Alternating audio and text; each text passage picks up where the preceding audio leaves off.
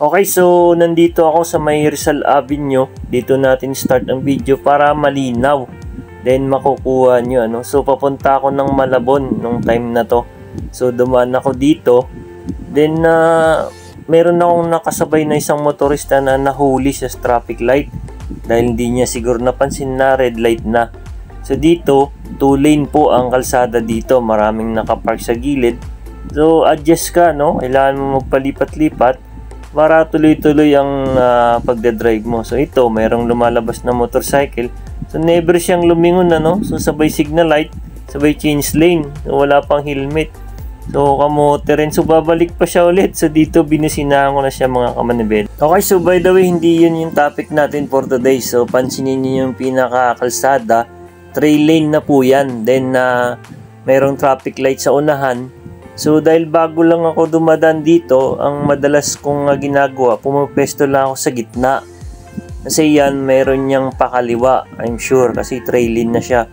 So solid white lane yan. Pag didiretso ka, gitna ka lang. Kasi pag kumaliwa ka dyan bigla, nasa second lane ka, malamang huli ka dyan. And merong bantay dyan, mga kamanibela. So nakaabang po yan dyan. Isang pagkakamali mo lang.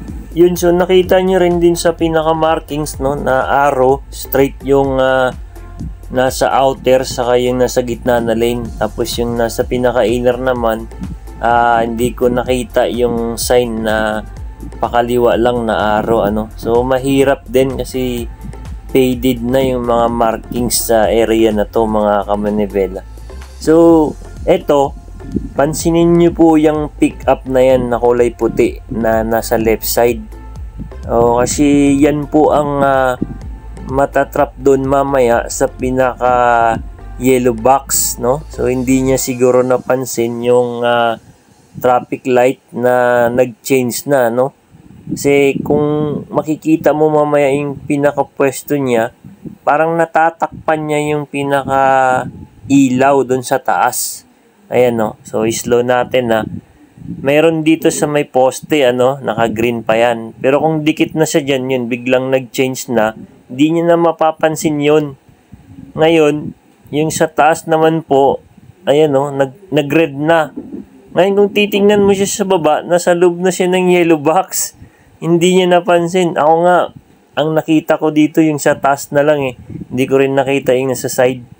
So dito, ayun, pinatabi na siya ng isang officer doon. Mayroon pala doon nakabantay, ano. So, yun. Atras siya. Ayaw niyang tumabi, mga kamanibela.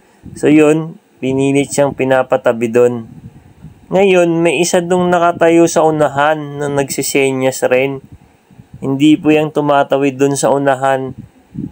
Kasi kung hindi makikita to ng driver ng pickup yung kulay red na yan, nasa taas, siyempre, magbibis siya dun sa nagsisenyas na yun. Hindi naman traffic officer yun, yung nagsisenyas na yun, mga kamanibela. Tsaka hindi rin makikita nung driver ng pickup na yun yung ilaw dun sa taas kasi nasa ilalim siya nung LRT na yun, yung tulay na yan. So, hindi niya talaga makikita kasi magbibis siya dun sa nagsisenyas na yun. Okay, so ang galing ng setup dito, no? Parang di mo akalain kung may mga tumatawid-tawid pa, may sumisenyas pa, no? Parang hindi mo alam kung ano ba yon no? Parang trap ba ito o ano, no?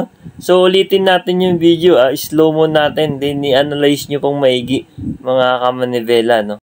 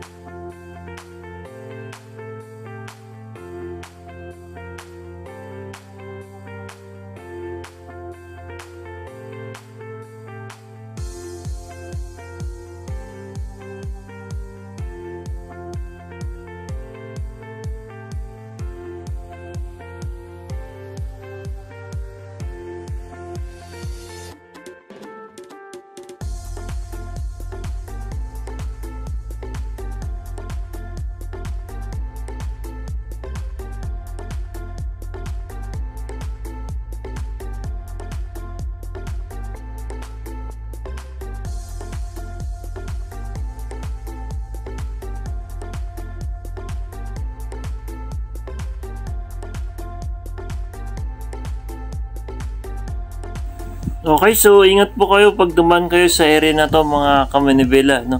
So kayo nang bahalang humusga kung ano yung masasabi nyo. Comment na lang po kayo sa baba mga kamanibela. So lagi kong sinasabi, drive safe and be a smart driver as always, ano. So don't forget to like and subscribe, and huwag nyo po skip yung ads habang pinapanood nyo yung video ko. Maraming salamat mga kamanibela.